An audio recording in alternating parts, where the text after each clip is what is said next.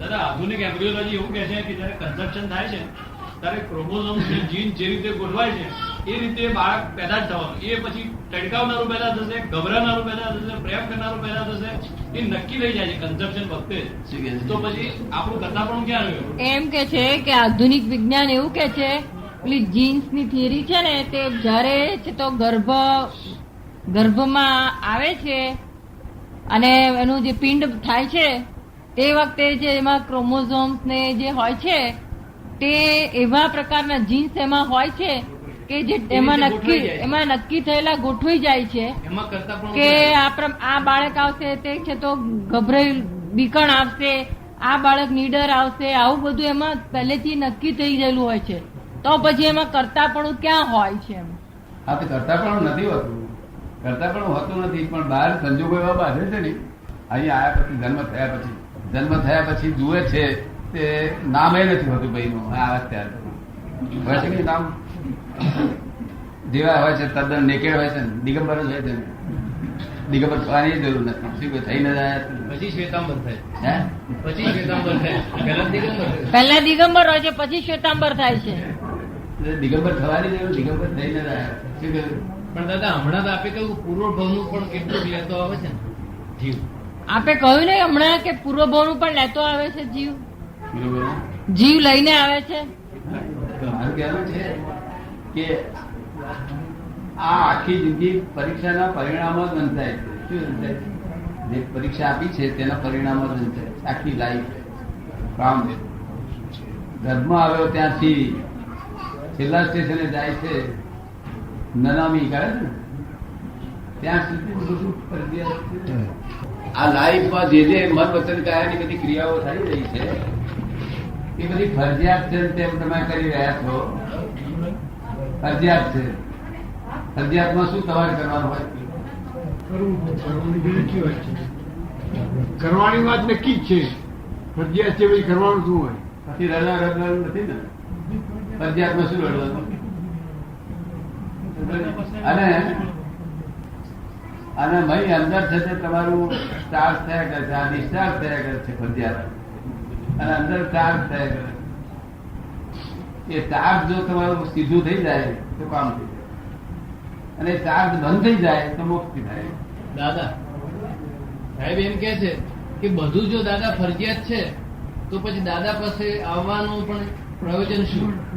જો બધું જ ફરજિયાત છે તો દાદા પાસે આવવાનું પ્રયોજન શું?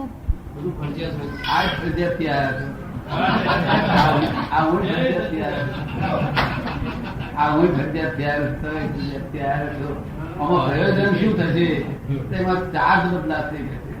આ તો ડિસ્ચાર્જ છે, આ ડિસ્ચાર્જ છે, આમાંથી ચાર્જ બદલાશે. હંમેશા ડિસ્ચાર્જ ચાર્જ આપ્યા સિવાય જાય નહીં. જેમ પેલો સાબુ પોતાનો મેલ મૂકે ડિટર્જન્ટ પાસે એનો પણ એક મેલ મૂકતો જાય. જેમ સાબુ પણ એનો મેલ મૂકતો જાય. હા, એવું મેં મૂકતો જાય. એની પાસે ટીનો પર નાખવું પડે. ટીનો પર એનો મેલ મૂકતો જાય. મેલ મૂકતો જાય. શું કહે? બધા ગુરુ સ્થાન છે ને, ગુરુ તે એક ગુરુ તમે કર્યો એટલે ગુરુ તમારો બધો મેળ કાઢી નાખે, અને એનો પોતાનો જે મેળ હોય તે તમારે મૂકી દે. પછી તમારે પાછી મેળ કાઢવું પડે, ત્યાર પાછું બીજો મુકતો જાય. એક ફક્ત જ્ઞાની પુરુષ એકલા મેળ વગરના હોય એ તમારો મેલે નાખે નહીં અને શુદ્ધ કરી આપે. તો એમનો મેલ રહે નહીં, પોતે શુદ્ધ સ્વરૂપે. એટલે આ બધું તમને સમજાયું? આ આખું જગત છે તે,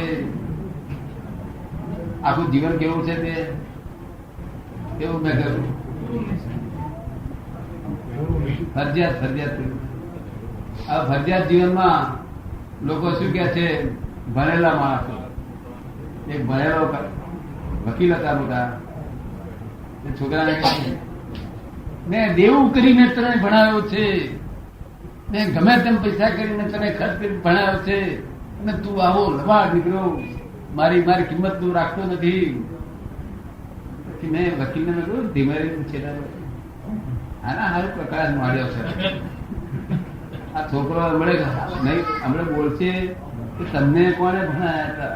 શેના હાલ પ્રકાર આ ફરજિયાત છે. હું આ તેથી કર્યું તો ફરજિયાત છે. એમાં આપણે બોલાય ને એક્ચુઅલી ના બોલાય. હાથ ગલાય જ નહીં. હે એમાં હાથ જ ના ગલાય. હાથ જ ના બોલાય. વકીલ નહીં બોલાય. આબરૂ જશે તમારી. ફરજિયાત છે. એમાં નવું શું કર્યું તે? આ સમજાય તો ને આપણે સમજાય ખરો? પ્રોફેસર નહીં સમજાયું. સમજાઈ ગયું? હવે આ ફરજિયાત છે એમાંથી ફરજિયાત ઊભું થઈ જાય છે. અંદર અંદર ફોજી જ ઉત્પન્ન થયા કરે છે. જો તે ફોરેનના સાયન્ટિસ્ટે મને પૂછ્યું કે આખા હિન્દુસ્તાનમાં આખા વર્લ્ડ પુનર્જન્મ માનતું નથી કે છે. એક હિન્દુસ્તાન એટલું પુનર્જન્મ માને છે તે વોટિંગની દ્રષ્ટિએ અમે એક્સેપ્ટ નથી કરતા કે હિન્દુસ્તાન સાચું છે. વોટિંગની દ્રષ્ટિએ વોટ નથી માનતા એનો વોટ વધારે છે એટલે અમે એક્સેપ્ટ નથી કરતા કે હિન્દુસ્તાન સાચું છે.